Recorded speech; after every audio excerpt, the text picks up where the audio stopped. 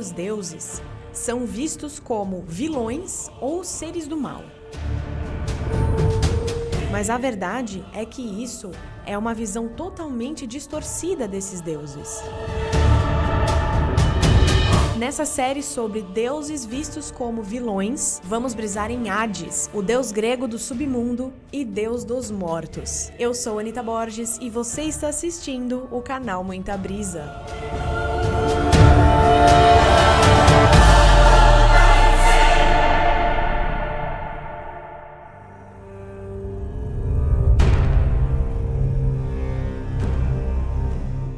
Hades, ele é o deus do submundo e deus dos mortos.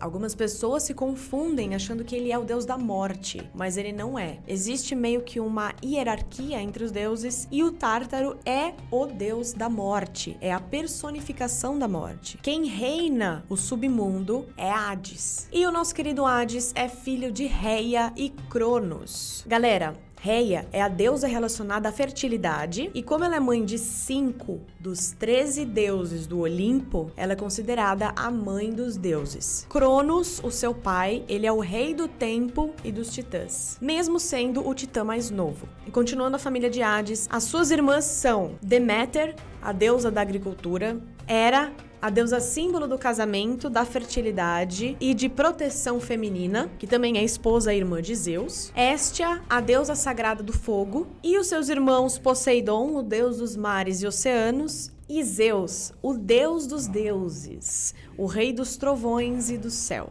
Nesse bolo todo de irmãos aí, o Zeus era o filho mais novo e o Hades, se eu não me engano, era o segundo filho do casal. Hades também era conhecido como o Rico. Por que isso, gente? Vou contar pra vocês. As maiores riquezas, as pedras, os cristais mais ricos ficavam no subsolo, no reino de Hades. E já que essas riquezas ficavam no subsolo, isso fornece minerais que alimenta e faz brotar as sementes. E também tem uma outra relação aí, porque para os romanos, o Hades representava Plutão, que era respeitado como o deus de toda a riqueza, dos minerais mais poderosos. E segundo a mitologia, Plutão foi o primeiro a ensinar os humanos a enterrar os mortos. E tendo um pensamento aqui um pouco mais na visão xamânica, isso faz todo sentido, porque a Terra, ela é rica, o subsolo ele é muito rico. É para lá que todos os vivos voltam com toda a sua consciência adquirida durante a vida. Então olha quanta coisa, quanta consciência, quanta riqueza a gente tem no subsolo. É muita coisa. Bom, e para você ver ainda mais um pouco dessa relação, o Plutão é representado com uma coroa de ébano,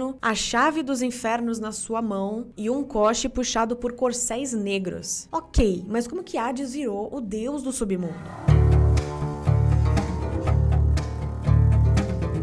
Tem alguns filmes que retratam Hades, galera, que eu dei uma brisada por aí e também que eu já assisti, como o Percy Jackson e o Ladrão de Raios, lá de 2010, Fúria de Titãs 1 e 2, e o meu preferido de todos os tempos, Hércules, o desenho animado da Disney de 1997. Agora, tanto Hércules como Fúria de Titãs retratam o Hades como um vilão, como um cara ali do mal que quer atrapalhar o bonzinho, o menininho. Já a saga de Percy Jackson dá uma outra visão pro Hades. Ele é tido como um irmão excluído, que fica mais isolado, mas ele também é muito sombrio, rancoroso e muito poderoso. Então, talvez por essas representações de Hades ao longo aí da história da humanidade, existe essa visão aí de que Hades é um ser do mal, é um vilão que quer acabar com tudo. Mas não é bem assim. Então, qual que é a origem do mito que é retratada nos filmes? Olha só esse babado.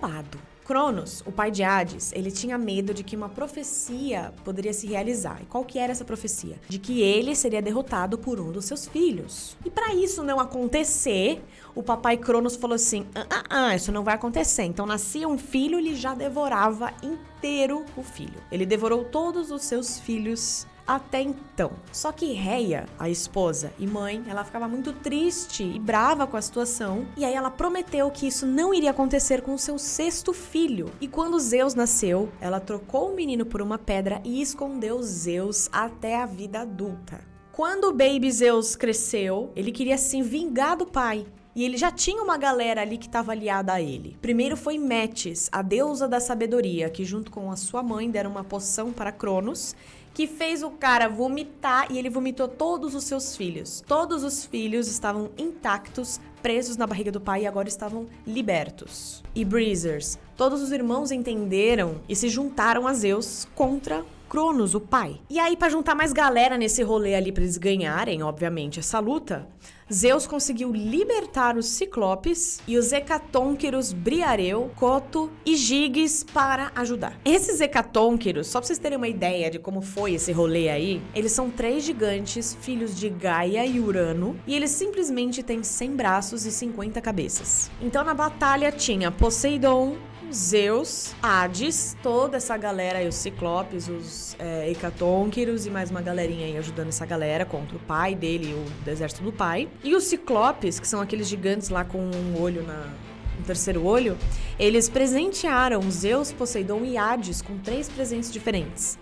Zeus foi presenteado com raios, Poseidon foi presenteado com seu tridente e Hades foi presenteado com um capacete que deixava ele invisível. Além de invisível, ninguém podia ouvi-lo ou tocá-lo. No final dessa batalha toda, dessa guerra toda, Zeus e seus amigos venceram e o mundo foi dividido em 3 partes. E agora, essas 3 partes precisariam de 3 deuses para reinar. E aí, dizem que rolou um sorteio entre eles e Zeus ficou como o rei do céu e do trovão, Poseidon como rei dos mares e oceanos e Hades como rei do subterrâneo e seres da sombra. O mundo precisava de um deus super poderoso para governar o submundo. É de lá que vem uma força que impulsiona o crescimento das plantas. É de lá, das profundezas da terra, que vêm os minerais e os metais mais preciosos. E é para lá que todos os seres vivos voltam com toda a consciência adquirida ao longo da vida, para nutrir a terra e ajudar na sua evolução. Essa é uma tarefa poderosa, de muito trabalho e também de muita consciência. Então não pode ser para qualquer um. Então é por isso que dizem que Hades tem 2 caráteres. Ele era a fonte de todas as riquezas, como Plutão, e rei do submundo e dos mortos, como Hades. Agora senta que a gente tem mais um babado, que a gente tem mais fofoca da história. Senta aí e continua ligado aqui com a gente. O menino Hades raptou a deusa Perséfone. Calma que eu vou contar essa fofoca. Tava rolando alguma coisa aqui no mundo, e aí o Hades saiu do seu reino e veio dar um rolê aqui pra averiguar as coisas. Ele era conhecido como Deus Solitário e às vezes ele era meio temido pela galera. Então ele não era muito convidado para o Monte Olimpo, só no solstício de inverno, no dia mais escuro do ano. Por isso ele acabou ficando sozinho, mas com todas as suas riquezas. Bom, aqui no mundo, aqui em cima, Hades estava dando rolê com seu coche e seus corcéis negros, quando passou por Afrodite, a deusa do amor, da sexualidade e da beleza, e o seu filho Eros, personificado como Cupido. Afrodite queria fazer a boa, né? Tipo, pô, mano, Deus Solitário tá aí, vamos fazer a boa, velho. Fazer a boa pra ele, tentar arranjar alguém, que aí ele não ficar sozinho, assim, ficar lá no mundo dele na paz com a mina dele e tal, com alguém que ele se apaixonar. E desafiou o seu filho Eros a acertar uma flecha do Cupido em Hades. E o Cupidinho conseguiu acertar, e bem nesse momento, a Perséfone estava andando e passando por ali. Nesse momento, Hades viu a Perséfone, se apaixonou perdidamente e raptou a menina e já foi direto para o submundo, mano, no pau. No pau. Perséfone é a deusa da terra e da agricultura. Sua mãe é a Deméter e o seu pai é Zeus, irmãos de Hades. E, gente, entre os deuses não existe essa hierarquia de família, isso seria um adultério, obviamente, mas não existe esse rolê ali entre eles, tá? A Perséfone gritava por socorro, chamava sua mãe, chamava suas amigas, mas ela viu que não ia dar certo e aí aceitou a situação e se tornou esposa de Hades. Só que antes de ter essa certeza, Deméter estava fazendo de tudo para conseguir a filha de volta, e a única coisa que a Perséfone não podia fazer era comer qualquer coisa que poderiam oferecer para ela lá no submundo. Só que ela acabou sendo influenciada e a nossa querida P comeu sementes de romã. Sua mãe Deméter ficou tristaça e furiosa, culpou a terra, jogou uma maldição que provocava a infertilidade na terra. Só que depois Hades fez um acordo com Deméter e a Perséfone ela poderia voltar para a mãe e para o mundo aqui em cima por 6 meses durante o ano. E os outros 6 meses ela teria que ficar lá no submundo com ele. Então, durante os 6 meses que a P ficava com a sua mãe, a Deméter, ela devolvia a fertilidade para a terra. E assim, segundo a mitologia grega, começou a surgir a primavera e o verão. E durante o outono, Perséfone estava voltando para o submundo, no inverno ela já estava lá. E agora a nossa querida Perséfone também é reconhecida como rainha do submundo. Babado esse, né, menina? Comenta aqui embaixo se você achou que também é babado. E tem mais fofoca? Tem mais fofoca que eu quero contar pra vocês. Segura aí. O Hades, ele foi 2 vezes infiel com a P. A primeira foi com a Minta, uma ninfa que vivia no rio Cocito, e a outra foi uma Oceânide, uma filha do Oceano com Tétis. Segundo um lado do mito, a Minta, ela já era amante de Hades antes da Perséfone. Então, quando Hades foi atingido pela flecha do Cupido e se apaixonou perdidamente, loucamente, cegamente por Perséfone e trouxe Perséfone para o submundo, a Minta ficou morrendo de inveja e falou assim: o quê? Essazinha aí vai tirar o meu Hades? Não vai não. E ela fez de tudo para conseguir o Hades de volta. E ela começou a falar, a se gabar, que ela era muito mais linda do que essa tal Perséfone aí. Então Perséfone e a Deméter jogaram uma maldição na Minta que ela se transformaria numa planta chamada menta. Conhece essa planta chamada menta? E o que rolou foi, calma, olha esse babado aí da mitologia grega. Como eu disse, a Minta, ela queria o Hades de volta, começou a se gabar de que era muito mais bonita. E aí a Mamis Deméter entrou no meio e puniu Minta, a transformando na planta menta. Só que quando ela se transformava na planta menta, sempre que o Hades saía no inverno para dar seu rolê aqui fora, principalmente ele ia no inverno, onde a Perséfone não podia ir com ele não conseguia controlar a sua paixão na hora que ele via a Minta. E a punição foi o seguinte: sempre que Hades visse a Minta, ela automaticamente se transformava numa planta menta. E aí a P conseguiu conter o macho dela. Agora, saindo do relacionamento de Hades, falando sobre uma outra coisa, uma coisa que a gente fica achando é que o Hades, ele é o vilão inimigo mortal do Hércules. Muito pelos filmes aí, né? E também tem uma crença limitante de que só pelo fato dele ser o rei do submundo, o cara é do mal. O cara vai fazer mal pra humanidade. E não é assim que funciona. O nome Hades, ele significa não ver, que faz uma alusão àquele capacete que ele ganhou do Ciclope, que o deixa invisível. E ele não é esse bicho horrível não, tá? O rosto dele era parecido com o dos seus irmãos Zeus e Poseidon. E além disso, na sua vestimenta, nos seus acessórios, ele não tinha muito acessório, muitos ornamentos assim. Ele tinha um cetro, que é um bastão usado por autoridades reais, e o famoso capacete que deixava ele invisível. Além disso, ele tinha um manto e uma túnica vermelha. Segundo a descrição da mitologia, a barba dele era meio torta, o cabelo desgrenhado e tinha uma expressão meio sombria. Talvez mais sóbria, assim, né? Não muito uhul, festa, é ritmo de festa. E por que a galera tinha um pouco de receio dele, assim? Porque quando ele colocava esse capacete, ele ficava muito mais assustador e o medo era tão intenso que irradiava pra todo mundo, assim, podia gerar loucura em quem tava perto. Mas de tanto falar de Hades, do tio Hades, onde é que era o reino dele? Onde é que ficava o reino dele? Bom, você tinha que atravessar o pântano de Estige, passando pelos 5 rios: Aqueronte, Flegetonte, Cócito, onde a Minta ficava. Lembra da Minta? É, a Minta mesmo. Estige e Lete. Passando por esses 5 rios, lá no final tinha um portão de diamantes que era guardado pelo Cérbero, um monstruoso cão de 3 cabeças. Isso te lembra alguma coisa? Isso te lembra alguma coisa? Porque me lembra muito. Óbvio, o fofo, o cão lindo e maravilhoso do Hagrid, de Harry Potter. No filme Harry Potter e a Pedra Filosofal, o Hagrid fala que comprou o Cérbero de um cara desconhecido que ele encontrou no beco furado e depois emprestou para Dumbledore guardar a Pedra Filosofal. Na mitologia grega, o Cérbero, ele deixa as almas entrarem, ele faz festa quando a galera tá entrando ali no submundo, mas ele nunca deixa elas saírem. Quando alguém tenta sair, ele vira o cão mais feroz do mundo e podendo destroçar qualquer um que passasse ali. Ótimo cão de guarda esse. Ótimo. Alguns lugares descrevem que o Cérbero ele poderia ter várias cabeças, ou então só 3 cabeças, e o que o seu rabo poderia ser como de um dragão, como de uma cobra, ou como de um cachorro normal mesmo. E no poema, adivinha Divina Comédia, o Cérbero representa o apetite descontrolado e ele aparece no inferno dos gulosos. E aqui eu quero só deixar um recado pra vocês.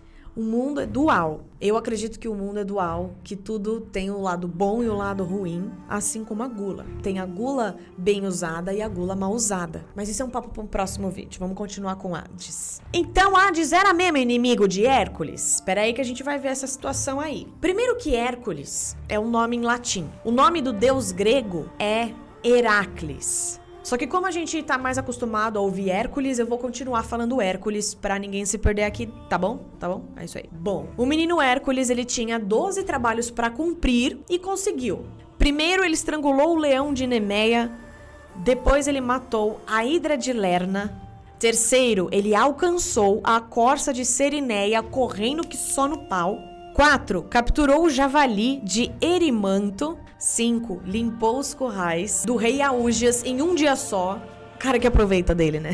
6. Matou o lago Estínfalo. 7. Levou o touro Creta vivo até Eristeu para Hera.